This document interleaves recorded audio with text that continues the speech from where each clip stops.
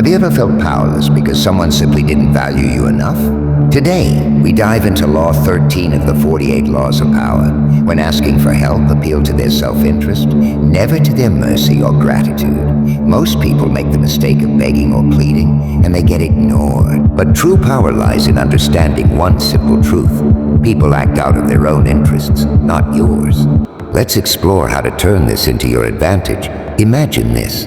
You're stuck on a project and desperately need a colleague's help. You say, please help me, I really need you. They hesitate. Now picture this instead. You say, if we work together on this, you'll gain recognition from leadership. Suddenly they're interested.